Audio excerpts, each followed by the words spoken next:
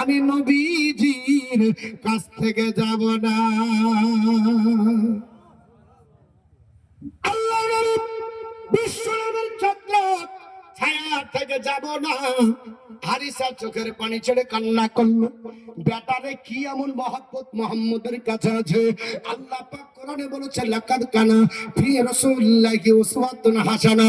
তোমাদের জন্য উত্তম নমুনা বিশ্বনবীর কাছে। নবীর মতো চরিত্রবান কেউ হবে না। যায়েদ বিন হারেসা আমার নবীর কাছে থেকে গেলেন। হারেসা ডাক দিয়ে বললেন, ইয়া রাসূলুল্লাহ, যেহেতু বেটা গেল না, তবে আমাকে সুযোগ দেন, মাঝে মাঝে বেটার দৃশ্য দর্শন করে যাব। নবী বললেন, দরজা খোলা, অসুবিধা নাই।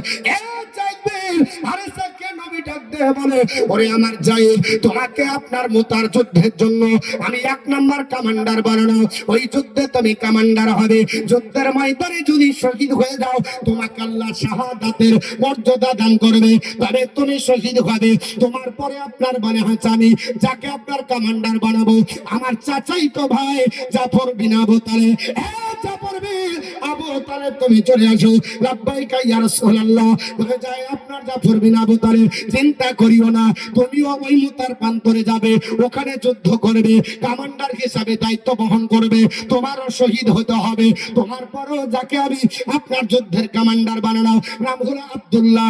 আপনার আব্দুল্লাহ রাওহা, হযরত আব্দুল্লাহ রাওহা রাদিয়াল্লাহু তাআলা পৃথিবীর জমিনে আপনার বানে আছে তিরিও, ওখানে আপনার বানে আছে ওই যুদ্ধের ময়দানে কমান্ডার হবে, উনিও শহীদ হবে। তারপর আমি নির্বাচন করলাম না, তোমরা নেতা বাহান করে নেবে।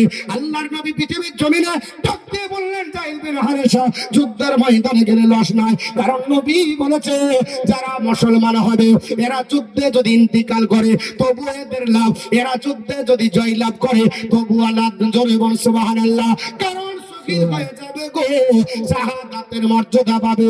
আর যদি যুদ্ধে বিজয় লাভ করে এরা গাজীর মর্যাদা পাবে। আমার নবী পবিত্র জবান দ্বারা বলেছে, এ আমার সাহাবারা শুনে রেখে দিল, লিশাহিদি ইনদাল্লাহি সিত্তু খিসালিন, আমার আল্লাহ শহীদদের জন্য 6টা পুরস্কার ঘোষণা করেছে।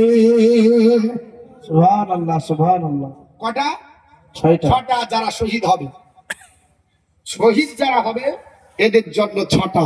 অতএব আমরা ভয় করি না, আমাদের চিন্তা নাই। একটা কথা আছে, যদিও বলা যায় না, একটা কথা বলে যে হাতি মূল্য 6 লাখ বাঁচলেন, এটার কারণটা কি? মরা জিনিস তো চলে না। তো বলছে, মৌলবি তুই পড়া পড়িস নি, ধারাপাত্র জানা না। বলি কেন? যে হাতে যদি জিন্দা থাকে এই 6 লাখ মানে হচ্ছে জিন্দা জিনিসের দাম আছে।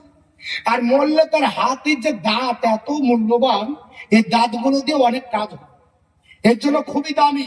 তো মুসলমান যদি জিন্দা থাকে তো আপনার জিহাদে গাজী হলো, আর যদি শহীদ হয় তো শহীদ হলো, যদি মারা যায় শহীদ হলো।